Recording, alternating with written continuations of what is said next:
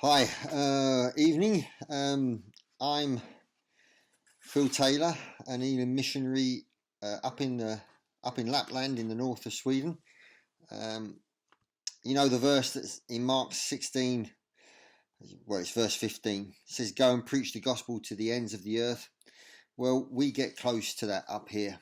The Arctic Circle is at latitude 66.5, and we're at latitude 64.6. The temperatures here can get as low as minus 46 degrees centigrade, and we average minus 25 centigrade through the winter.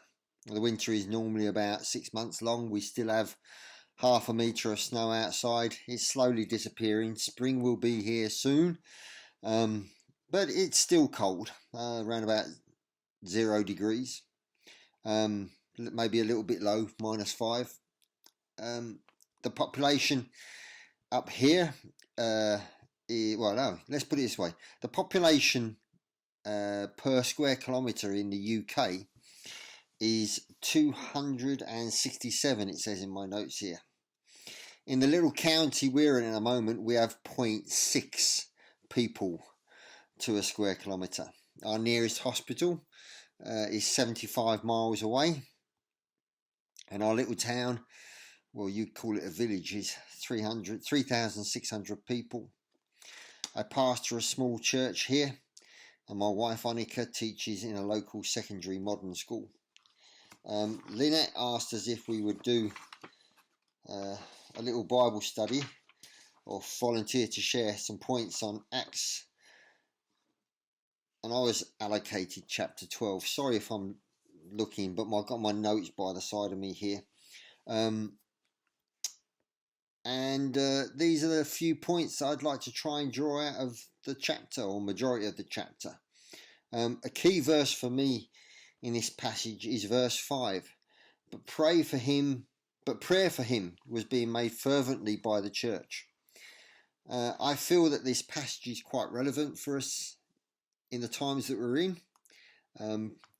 Prayer rightly is a major topic and an activity we engage in more at this time. The church has been called to prayer, and rightly so. But let's just take a dive into this passage and look and see what's here. We read that James has just been executed by Herod, and Peter is in prison waiting for his time to be brought before Herod. One might wonder why James was killed and Peter was in prison. Well, we read that this time was the time for the Feast of the Unleavened Bread.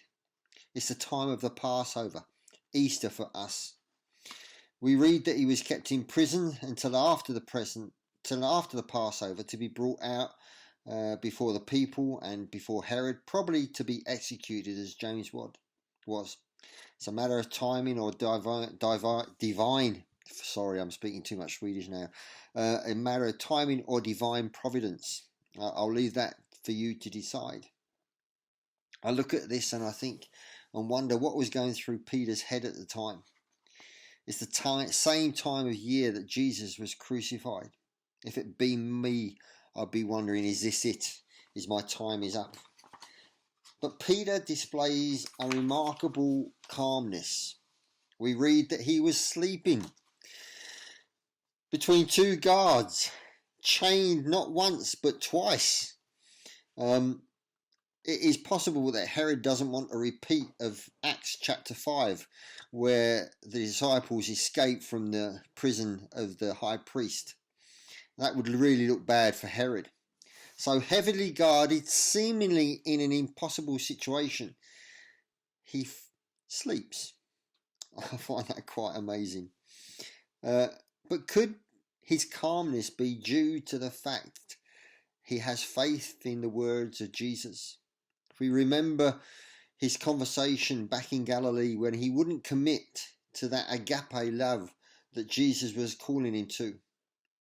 A good tip on the side here is to look at the blueletterbible.organisation website, and there you can look up passages in the Bible, and you can click on the Strong's tab above, and you can see the difference in the words that are being used by Jesus in that passage.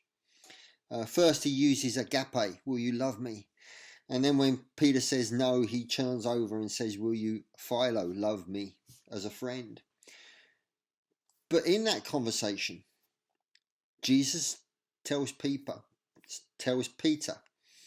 when you grow old, you will stretch out your hands and someone else will gird you and bring you to where you do not wish to go.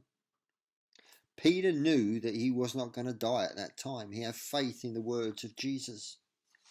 But the church has been called to prayer. They have lost Stephen, they have lost James, they don't want to lose Peter. And in an impossible situation, a call to prayer has gone out. I see a parallel for us today in today's situation.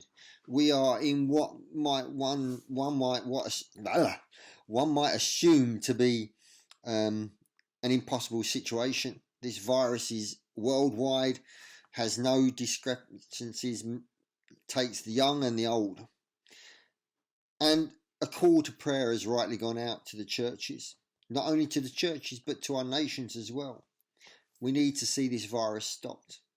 But if we go back to Peter, here we see Peter again escaping a prison in a miraculous way. The church is praying. God sends an angel.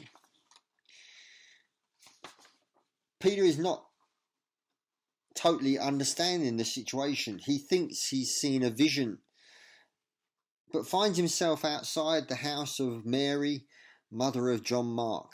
He bangs on the door. Rhoda is there with the others in the prayer time and hears the knocking and runs to the door. Probably opens a little hatch in the doorway. And there stands Peter. Now remember that the church has been called for Peter's prayer, called to pray for Peter's release. And she's so surprised to see Peter standing there, she forgets to open the door and runs back to the group. Peter is here, standing outside. And I wonder, if I was part of the group, how would I react? I'm there with all the others in the church and we're praying, Lord, Lord, set Peter free, set Peter free. And Rhoda comes running back in. He's standing outside by the door. And we reply, you're crazy.